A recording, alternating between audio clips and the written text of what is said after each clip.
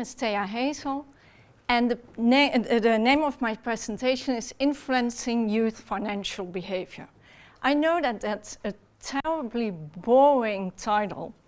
So plainly, I'm going to talk about money and kids. So first, to start with, I want to know who's interested in money around the room here. Just, okay, that's good. So I chose a popular subject. Whom of you have kids in the age of 12 to 25? So you'd better pay attention.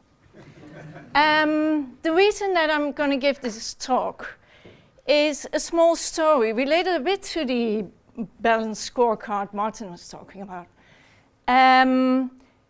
Once upon a time, in 2009, one of the banks in the Netherlands decided that they needed to do something about corporate social responsibility.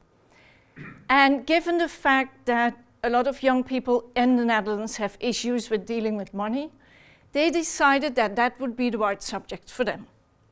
So what they did is they started recruiting someone who could set up an agency for them, and I happened to be one of the people applying for the job. One of the questions I got is, do you have children?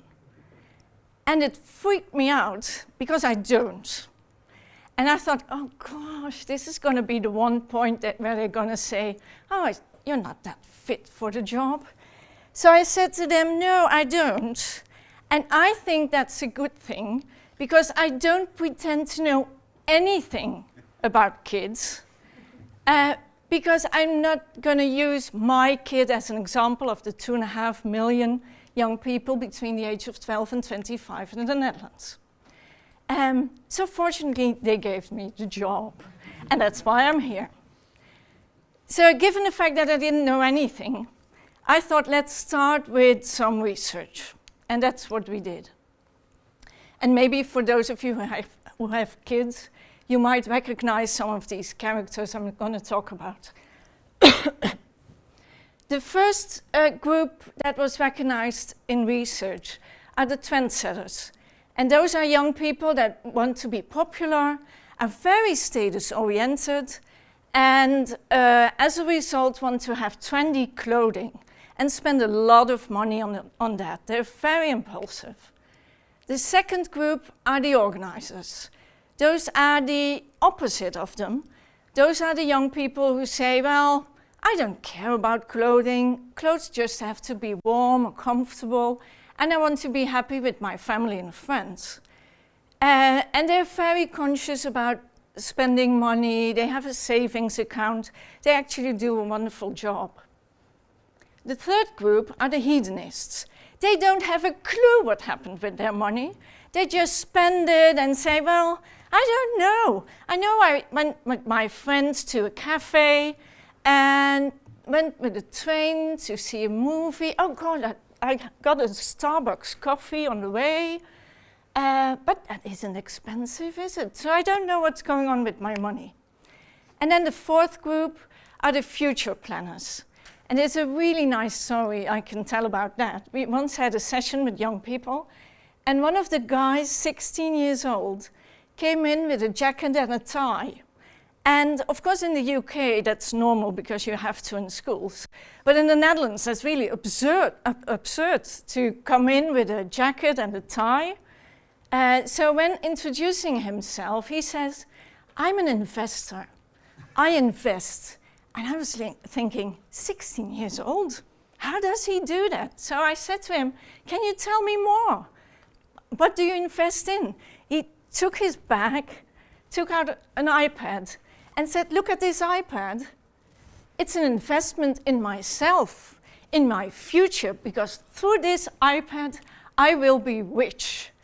So that's the future planner. Wants to be rich and invests in that. So that's the first research we did. And now I'm going to show you a slide that's building up, because we looked at the context of young people. And we found out that a lot of agents are influencing these young people. And it's getting even worse, Because lately, commerce, financial institutions, are doing a lot of things to influence youth financial behavior, and not always in the right way. And then there's the culture. The culture has changed to a culture where we think loans are really normal. And then the worst part, kids in the center have a brain. And their prefrontal cortex, the control center, isn't working quite fully yet. So there's some challenges dealing with money there. And of course, all these actors are influencing each other. So I was sitting there thinking, oh my God, what am I gonna do? And being a fan of Heifetz's book, I thought, well, let's give back the work. So that's actually what we do, and we call it co-creation.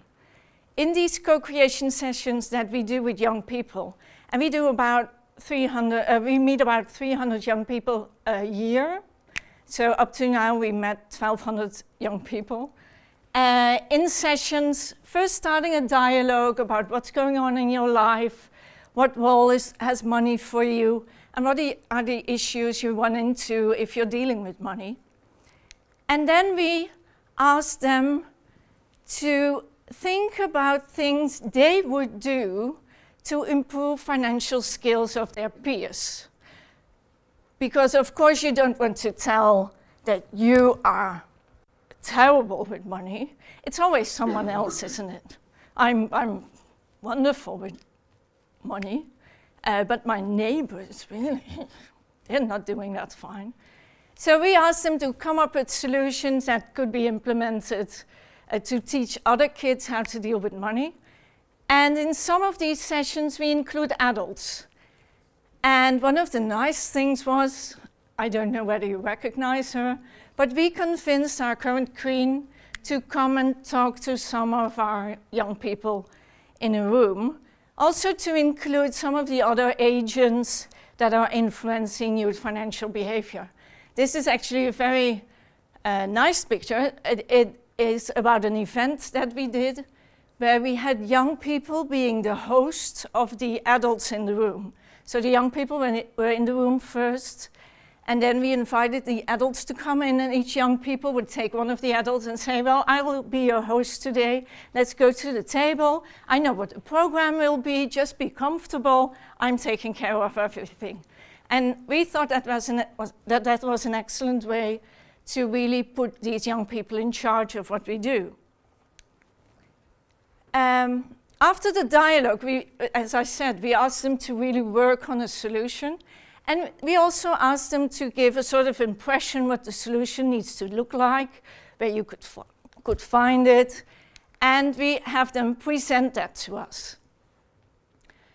And as a result, many of the solutions they come up with, we actually develop them.